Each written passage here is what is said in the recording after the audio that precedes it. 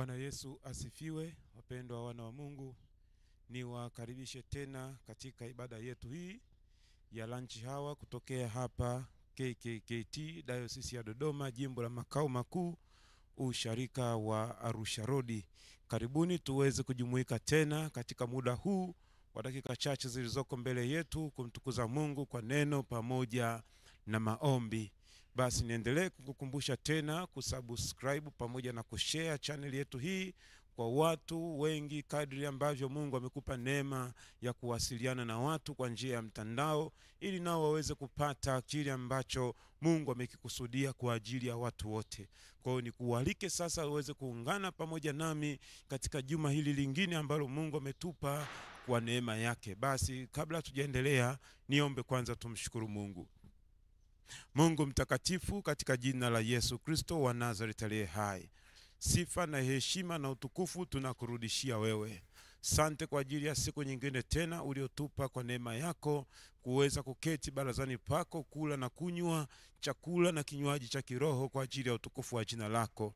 Mungu wa rehema, ninashuka na kunyenyekea mbele zako, kiomba toba, nikiomba rehema Bwana, kiomba msamaha wa dhambi katika kuwaza, kunena, kutenda kwetu, kila namna ambayo Bwana kwa kujua ama kwa kutokujua tumekuwa chukizo mbele za uso wako. Tunasi neema yako Bwana ukatufunulie, ukatusafishe na kututakasa kwa damu ya Yesu Kristo inenayo mema.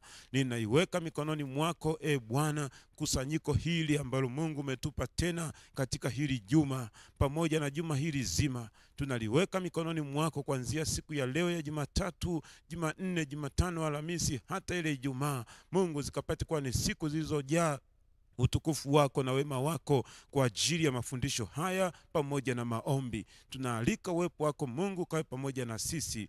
Roho Mtakatifu wako kawe pamoja na sisi tunapoanza hata tunapomaliza, kwa utukufu wa jina lako Mungu Baba na Mwana na Roho Mtakatifu. Nimeomba na kushukuru. Amen. Bwana Yesu asifiwe sana. Basi nikukaribishe katika wiki hili jingine ambapo Mungu ametupa kujifunza pamoja na kuomba katika neno ambalo lina kichwa kinachosema nguvu ya utambulisho wa kiroho katika vita vya kiroho.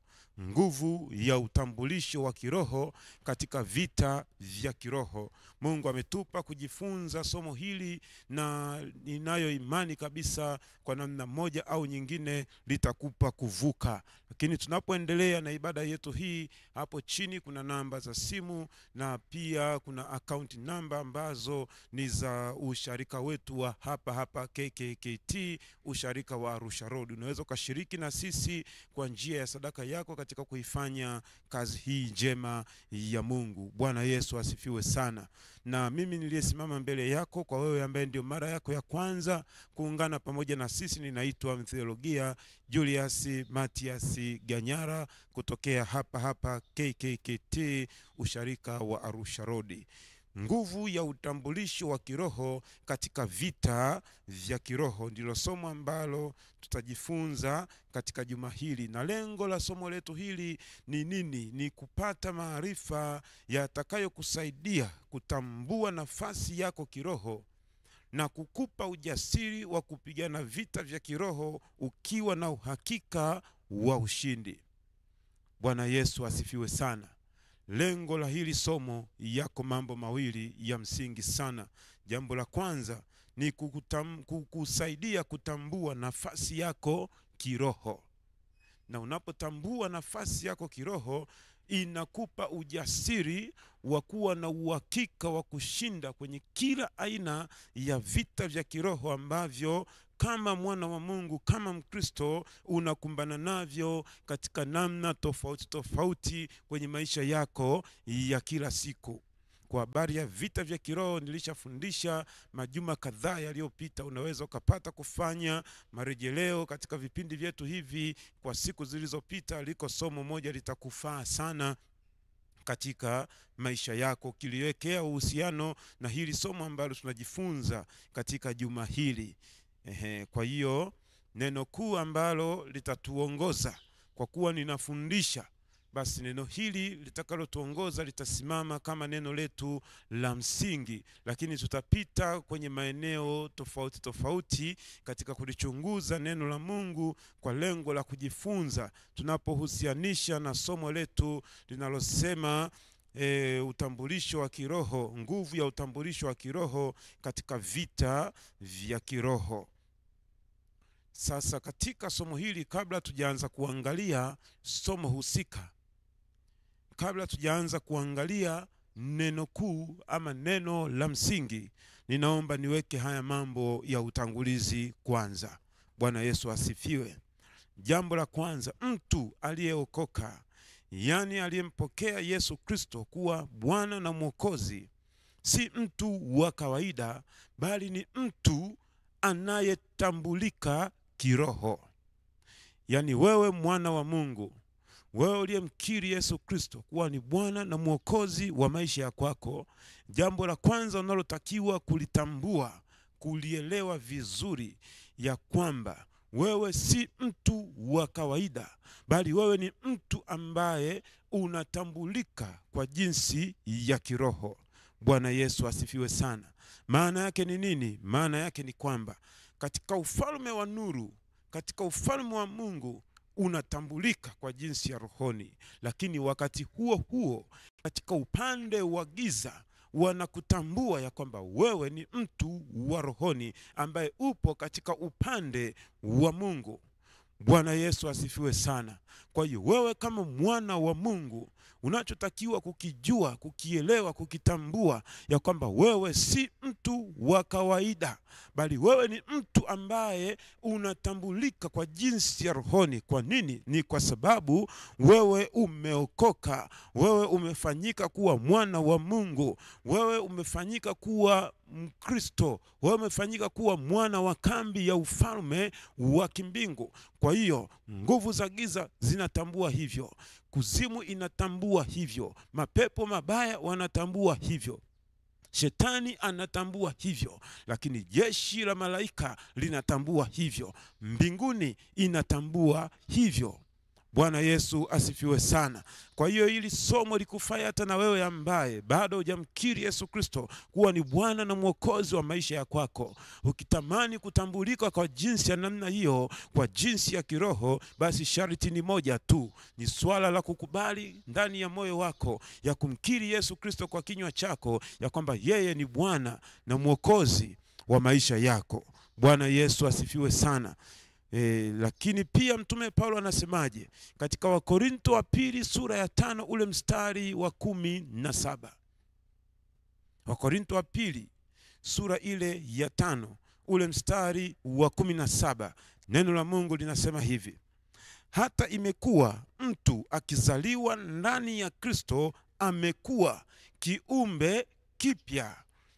Ya kale yamepita, tazama yamekuwa mapya. Bwana Yesu asifiwe sana. Haleluya, wana wa Mungu. Hata imekuwa mtu akiwa ndani ya Kristo amekuwa kiumbe kipya.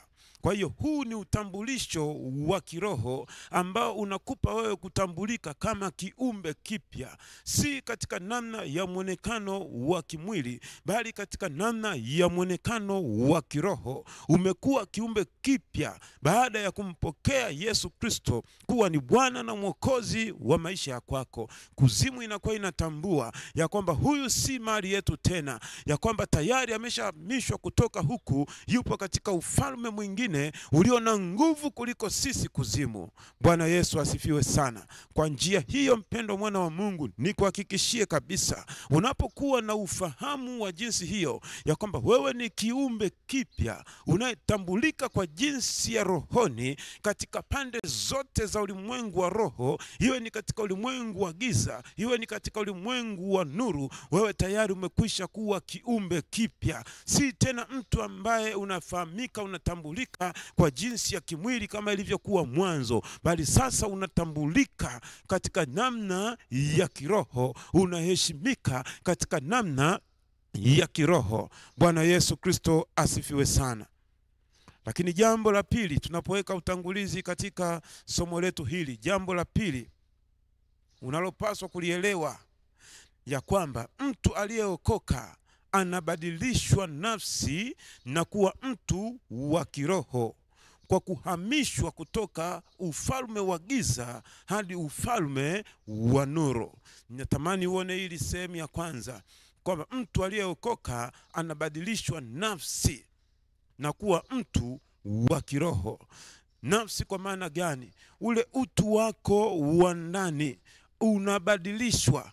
Kufikiri kwako, kuwaza kwako, kutenda kwako, kufanya kwako maamuzi inakuwa si tena katika ile hali ya kimwili, bali inakuwa katika ile namna ambayo inaongozwa ama inasukumwa kwa jinsi ya kiroho. Huko ndiko kubadilishwa nafsi. Na si hivyo tu, bali pia unakuwa umehamishwa kutoka katika ulimwengu wa giza na sasa unakwenda katika ufalme wa nuru. Unahamishwa kutoka katika ufalme wa giza, ufalme wa shetani, mamlaka za kuzimu, sasa unakwenda katika ufalme wa Mungu, mamlaka ya Mungu na jeshi lake la malaika likifanyika ulinzi na usalama kwenye maisha yako yote. Bwana Yesu asifiwe sana. Haleluya, wana wa Mungu. Kwa hiyo unapojitambua kwa jinsi hiyo, kwa jinsi ya rohoni, kwamba wewe si mtu tena wa mamlaka ya kuzimu, bali wewe ni mtu wa mamlaka ya mbinguni. Wewe si mtu tena wa mamlaka ya pepo wabaya, bali wewe ni mtu unayehusika na mamlaka za malaika watakatifu wa Mungu. Uwe na uhakika kabisa kwenye kila aina ya vita vya kiroho ambavyo vitajaribu kuinuka kwenye maisha ya kwako, una uhakika na uhalali wa kuvishinda vita hivyo, kwa sababu upo katika ufalme na mamlaka yenye nguvu isiyoweza kushindanishwa wala kulinganishwa na mamlaka yoyote ile iwayo. Bwana Yesu asifiwe sana. Mtume Paulo anasemaje katika Wakolosai sura ile ya kwanza ule mstari wa 13? Wakolosai sura ile ya kwanza ule mstari wa 13, neno la Mungu linasema, naye alituokoa katika nguvu za giza, akatuhamisha na kutuingiza katika ufalme wa mwana wa pendo lake. Akatuingiza katika ufalme wa mwana wa pendo lake. Sasa angalia kile nilichosema pale mwanzo, ya kwamba tumebadilishwa utu wetu wa ndani, tumefanyika kuwa wana wa Mungu. Nafsi zetu zimebadilishwa, fikra, mitazamo, utashi, maamuzi yetu yamebadilishwa. Si katika namna tena ile ya jinsi ya kimwili, ila ni katika namna ya upya wa roho na nafsi ambazo zipo katika ufalme wa Mungu kwa njia ya Yesu Kristo kama mwana wa pendo la Mungu, jinsi ambavyo aliufunua upendo wake Mungu kwa ulimwengu wote, ili kila aaminie na kubatizwa apate kuwa mwana wa ufalme wa Mungu, apate kuhamishwa kutoka katika mamlaka ya nguvu ya kuzimu, aingie katika mamlaka ya nguvu za Mungu, katika mamlaka ya ufalme wa Mungu. Bwana Yesu asifiwe sana. Hiki ndicho kitu ambacho Mtume Paulo anakizungumza hapo kwetu sisi sote. Jambo la tatu, mtu wa kiroho ni yule aliyebatizwa. Hilo la kwanza. Lakini jambo la pili, mwenye kupambanua mambo kiroho. Hiyo ni sifa ya pili ya mtu wa kiroho. Ya tatu, mwenye Roho Mtakatifu ndani yake. Ya nne, na anayeongozwa na Roho kuzishinda tamaa za mwili. Huyu ndiye mtu ambaye tunasema anatambulika kiroho. Huyu ndiye mtu ambaye tunasema ametolewa katika ufalme wa giza, ameingizwa katika ufalme wa nuru. Huyu ni mtu anayetambulika kiroho, ambaye ametoka katika mamlaka ya shetani na sasa yupo chini ya mamlaka ya Mungu. Ndio mtu anayetambulika kwa jinsi ya kiroho, ana sifa hizo ama ana vigezo vya namna hiyo, ya kwamba amebatizwa. Hilo la kwanza. Pili, mwenye kupambanua mambo kiroho. Tatu, mwenye Roho Mtakatifu ndani yake. Nne, anayeongozwa na Roho kuzishinda tamaa za mwili. Kwa nini? Ni kwa sababu amebadilishwa utu wake wa ndani. Sio tena utu ambao ulikuwa ukiongozwa na mwili, sio tena utu uliokuwa ukiongozwa na mapenzi ya ulimwengu huu, bali sasa ni ule utu wa ndani ambao unamilikiwa, unatawaliwa na Mungu mwenyewe. Bwana Yesu Kristo asifiwe sana. Maandiko matakatifu yanasemaje? Yohana sura ile ya 3, ule mstari wa 5 hadi ule mstari wa 6. Yohana sura ya 3 mstari wa 5 hadi ule mstari wa 6. Biblia inasema, Yesu akajibu, amin, amin nakuambia, mtu asipozaliwa kwa maji na kwa Roho hawezi kuingia ufalme wa Mungu. Hawezi kuingia ufalme wa Mungu. Nani huyo? Mtu asiyebatizwa, mtu ambaye hajazaliwa kwa maji na kwa Roho, yani mtu ambaye hajabatizwa. Kwa hiyo tiketi ya kuingia katika ufalme wa Mungu, tiketi ya kubadilishwa utu wako wa ndani, tiketi ya kubadilishwa kutoka katika mamlaka ya kuzimu na kuingia katika mamlaka ya Mungu, ni kwa njia ya kumkiri Yesu Kristo kuwa ni Bwana na Mwokozi, lakini pamoja na kubatizwa. Bwana Yesu asifiwe sana. Lakini anasema ule mstari wa 6, kilichozaliwa kwa mwili ni mwili, na kilichozaliwa kwa Roho ni roho. Kwa hiyo kitendo cha kubatizwa maana yake unafanyika kuzaliwa upya, ambapo kuzaliwa kwako upya ndiko kunakokufanya wewe kuzaliwa kama mtu wa kiroho, mtu ambaye unastahili kuitwa mwana wa Mungu, mtu ambaye unastahili kuitwa mwana wa ufalme wa Mungu. Huko ndiko kuzaliwa upya, na huko ndiko kufanyika upya kama mwana wa Mungu. Na hapo ndipo tunaposema ya kale yamepita, tazama yamekuwa mapya. Bwana Yesu asifiwe sana. Angalia pia Mtume Paulo anasemaje. Paulo mtume kwa Wakorinto wa kwanza ule sura ya 2 ule mstari wa 15. Waraka wa kwanza wa Paulo mtume kwa Wakorinto sura ya 2 ule mstari wa 15.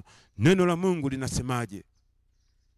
Lakini mtu wa rohoni huyatambua yote, wala yeye hatambuliwi na mtu.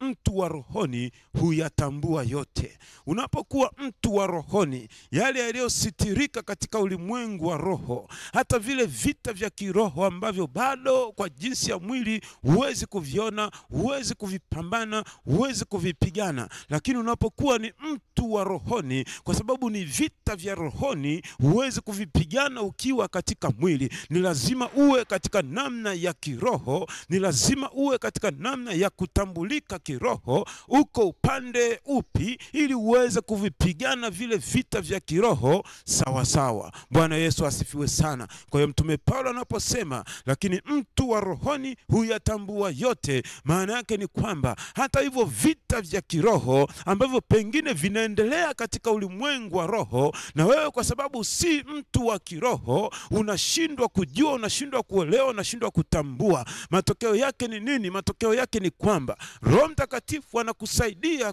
kupambana kwa vita vya kiroho, anakusaidia kuvitambua vita vya kiroho, lakini kwa kuwa hauna ule ufahamu wa kiroho, unaweza kujikuta unaanza kushindana kwa jinsi ya mwili katika mambo ambayo yanakutaka wewe upambane nayo kwa jinsi ya rohoni.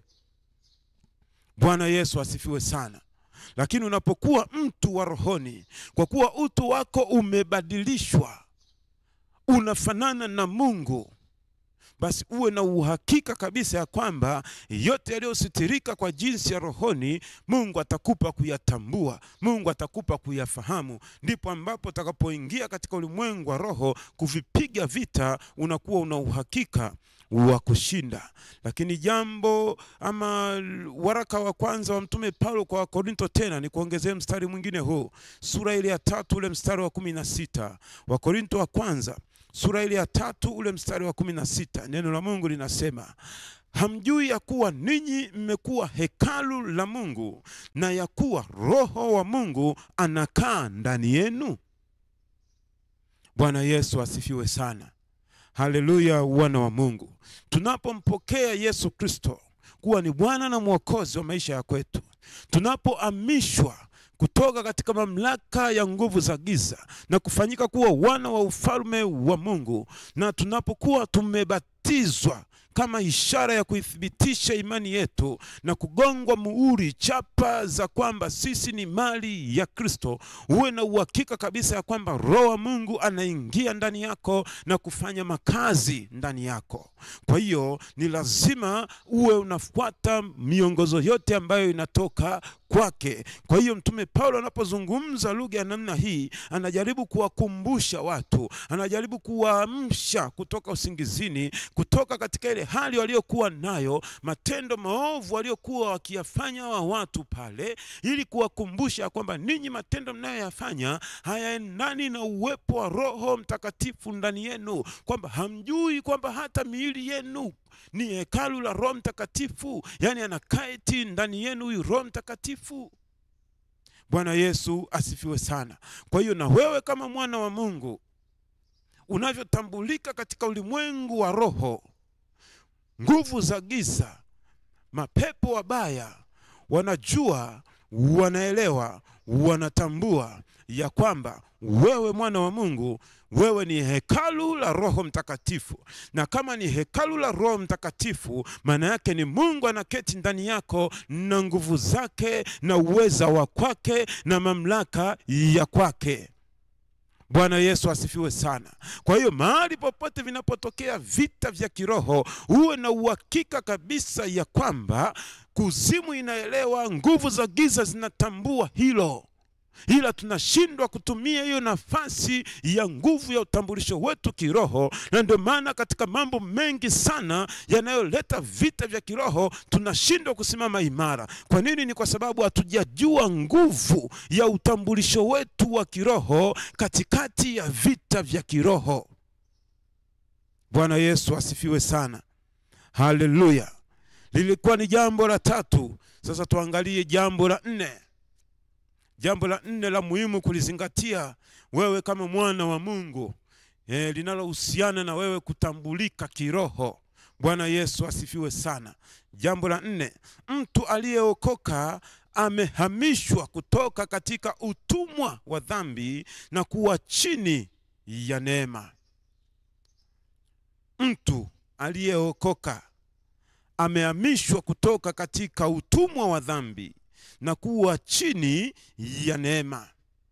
Kwa hiyo katika ulimwengu wa roho, hata shetani alete majaribu na vitisho vya kila namna, hata atumie hila za namna gani yoyote ile, kwa lengo la kutaka kukuangusha wewe katika dhambi na kukufanya kuwa mtumwa wa dhambi, hiyo kitu kwako haiwezekaniki. Hiyo kitu kwako haitakaa itokee.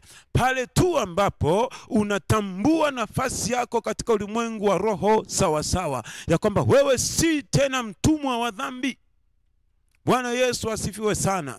Bwana Yesu asifiwe sana. Ile nguvu ya neema ya Kristo ndani yako ndio itakayokusaidia wewe usiwe mtumwa wa dhambi. Haimaanishi kwamba ukiokoka ndio umegeuka umekuwa malaika, la hasha. Bado upo katika ulimwengu huu wenye dhiki na tabu, lakini kwa nguvu ya msamaha wa Yesu Kristo ndio inayokusaidia wewe pale ambapo Roho Mungu anakushuhudia ndani yako ya kwamba hapa mwanangu umekengeuka, hapa umekwenda kinyume na mapenzi ya Mungu, hapa umetenda dhambi, unahitaji toba. Hapa umetenda dhambi, unahitaji kumwomba Mungu msamaha. Unapoenda mbele za Mungu kwa moyo wa toba na rehema na kwa unyenyekevu kabisa na kwa kukiri ya kwamba umemtenda Mungu dhambi, Mungu anaachilia msamaha wake, tena unaendelea kuwa mwana wa Mungu. Kwa nini? Ni kwa sababu ya ile nguvu ya neema ya wokovu itendayo kazi ndani yako.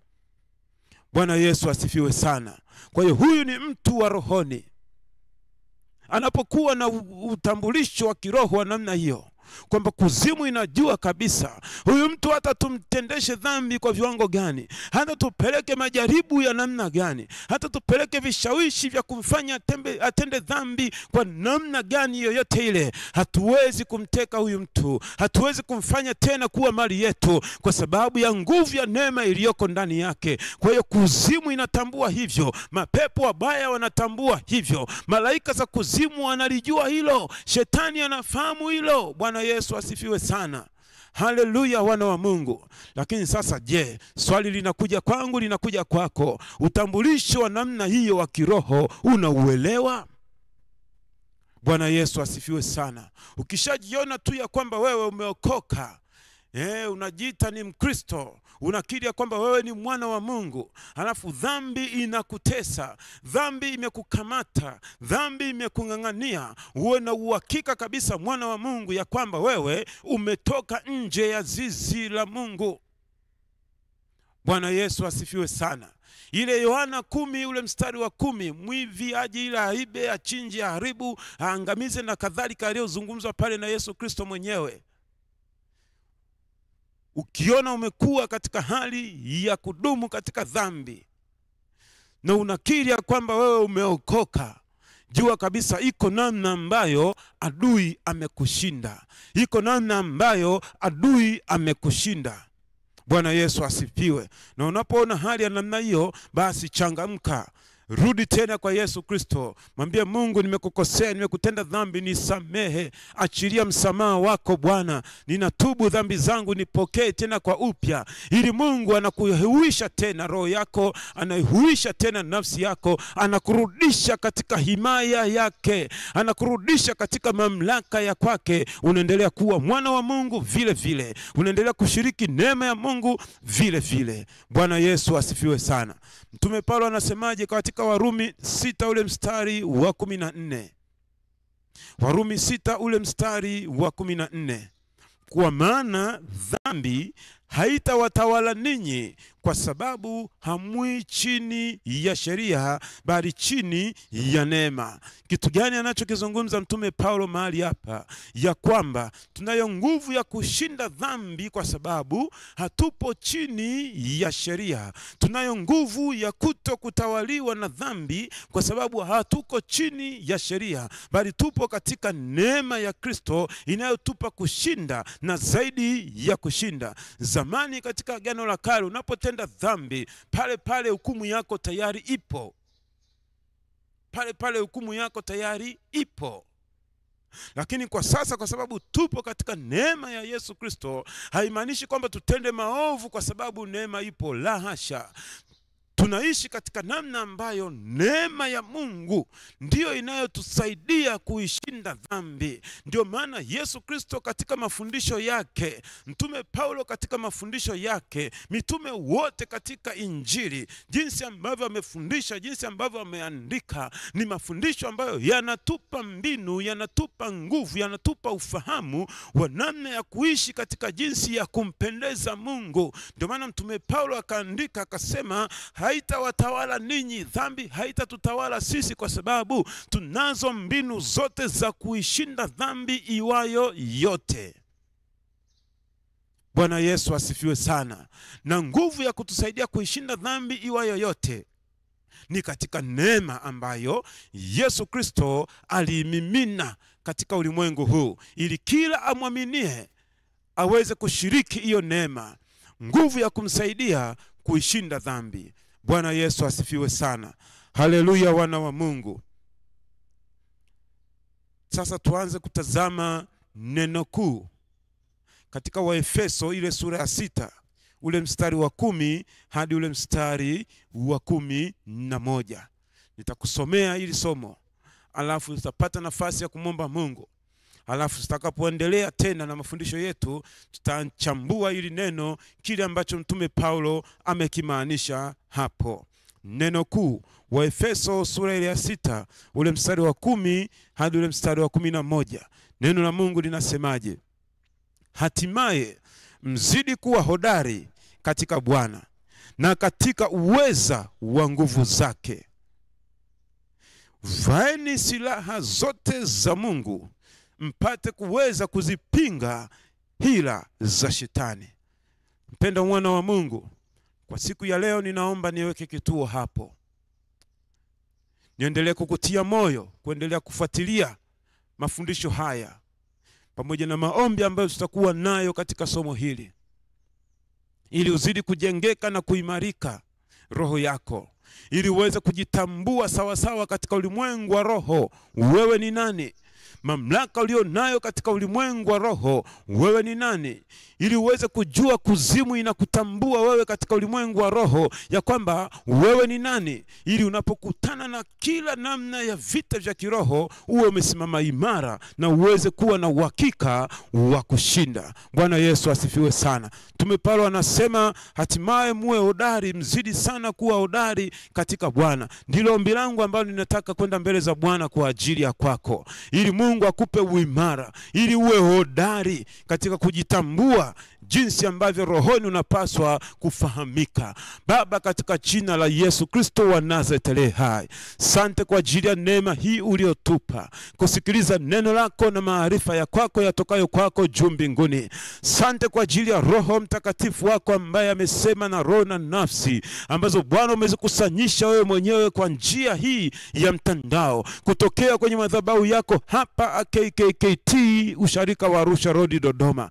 Asante Mungu wa rehema na neema, sababu umekusudia kuhuisha roho na nafsi za watu wako, wapate kujitambua ya kwamba katika ulimwengu wa roho wanatambulika kama ni watu wa namna gani, wanatambulika kama ni wenye heshima ya namna gani, wanatambulika kama watu wenye mamlaka ya namna gani. Nami Bwana, katika jina la Yesu Kristo, umenipa heshima, umenipa nafasi ya kufanyika kuhani kwa njia hii, kwa njia ya mtandao, kusema na watu wako, kuwatia nguvu, kuwatia moyo, kuwaimarisha kwa nguvu ya neno lako, ili wapate kujitambua katika ulimwengu wa roho wao ni watu wa viwango vya namna gani. Ninaomba Bwana, katika jina la Yesu Kristo, kwa ajili ya kila aliyesikia, kwa ajili ya kila aliyepokea, katika jina la Yesu Kristo, ile nguvu ya utambulisho wa kiroho, ile nguvu ya utambulisho wa kiroho ambayo Bwana umeibebesha ndani yao tangu wamekukiri ya kwamba wewe ni Bwana na Mwokozi wa maisha yao, Mungu ikawasaidie kushinda kila aina ya vita vya kiroho wanavyokutana navyo kwenye maisha, katika jina la Yesu Kristo, katika damu ya Yesu Kristo. Ile nguvu ya utambulisho wa kiroho, ile nguvu ya jinsi ambavyo wana wako tunatambulika kiroho, ikazidi kutupa nguvu, ikazidi kutupa ujasiri mwingine katika mafundisho haya. Ni katika jina la Yesu Kristo, Baba, Mwana na Roho Mtakatifu, nimeomba na kushukuru. Amen. Nikukumbushe tena Mwana wa Mungu, usisahau kushare, usisahau kusubscribe ili uweze kupata mwendelezo wa kila siku katika mafundisho yetu haya yanayoenda sambamba pamoja na maombi. Ulikuwa pamoja nami Theologia Julius Matias Ganyara kutokea hapa KKKT Diocese ya Dodoma, jimbo la makao makuu, usharika wa Arusha Road. Mungu akubariki na kukulinda. Bwana akuangazie nuru za uso wake na kukufadhili. Na Bwana akuinulie uso wake na kukupa amani. Katika jina la Mungu Baba na la Mwana na la Roho Mtakatifu. Amen.